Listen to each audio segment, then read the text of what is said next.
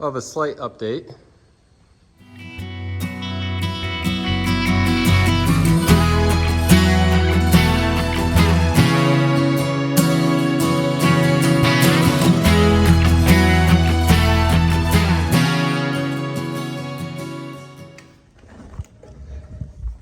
I've had problems really ever since I started using the tractors and the GPS and everything. Having issues with a particular field, always disconnecting from the satellites, not being able to utilize the Green Star to its fullest. It would always be a case of, essentially it was like the Bermuda Triangles of fields. It would disconnect, take a while to reconnect, and all the while you're not able to use your auto steer. It screws up the planter with the row clutches, screws up the sprayer, and it also doesn't document for the combine. So I did reach out to Deere several years ago. They were able to send a tech out and basically confirm what we were saying. Tried different settings, and it ended up being a case where they couldn't figure it out. But so I've just lived with it. Recently I did reach out again just to say, I knew they had the new technology, 4 different receivers. They've since came out with the Starfire 6000, and then also now the Starfire 7000. And it's always been intriguing, but it's been a case of, do you really want to invest in that if it's still not going to work? So I just reached out and said, hey, I'm interested in upgrading receivers, but I really don't want to fully commit to it if it's still not going to work. So they were able to set me up with a demo that I'm going to be trying out today. Basically, obviously, going from the Starfire 3000 up to a 7000. I'm still not doing anything RTK or anything related to that. I just have SF1, but from everybody that I've talked with and the forums on Facebook, they said just the new technology will have the ability to potentially link it into new satellites. So I have no idea how it's going to turn out. Maybe it's going to be a dud, and we will see, but that's what I'm going to do today. So I figured I would try to set a baseline for what the 2 receivers can do. So this is using the existing Starfire 3000. If I remember right, looking here to see just how many. So it's 11 satellites. Correction age 6 seconds. Obviously I'm not well versed in all of this, but at least I'll take a picture and see how it does. So yeah, take a picture of those.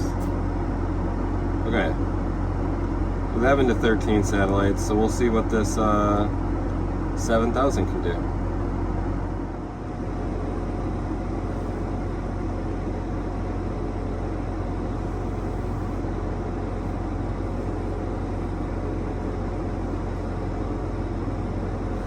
Okay, so just obviously with the 7000 installed, it is picking up a few more satellites. I guess we will see.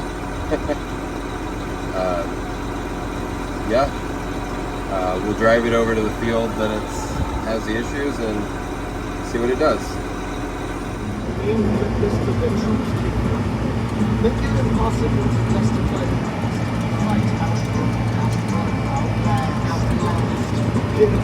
get out back. So it looped up, once we were stopped. Curious if we have moving again.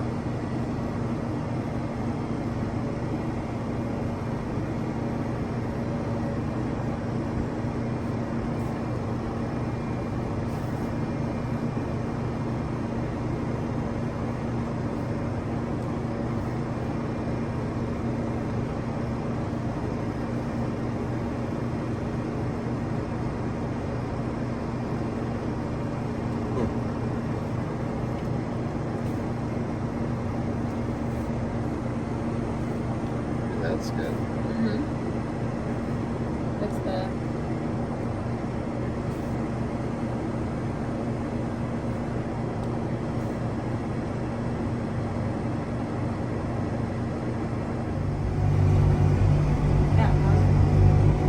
The what?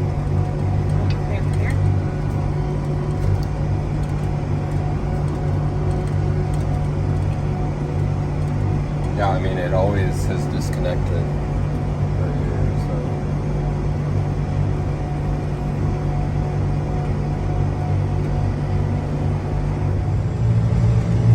I'm more scared when like the guardrails come up.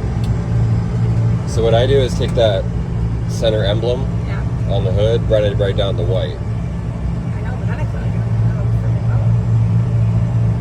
low. You're allowed to be, huh? I don't want to be in the middle of the road.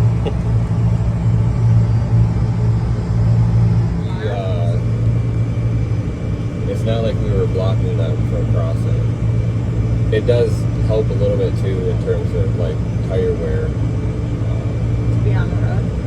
To be on the road, because I think like that tire it's worn a lot faster, but I think because of this angle, it's been weird. So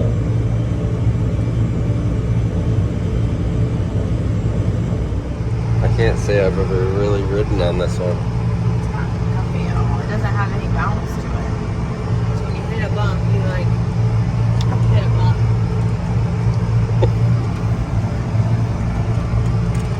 The combat one is bigger though. It is. Bounce a little bit better.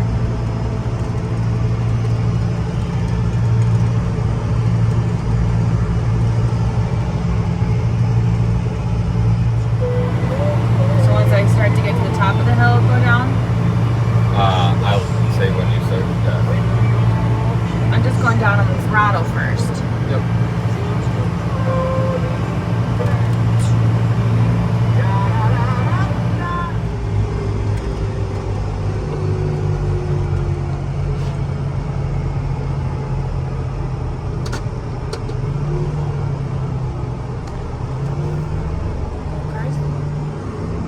Okay, where am I going?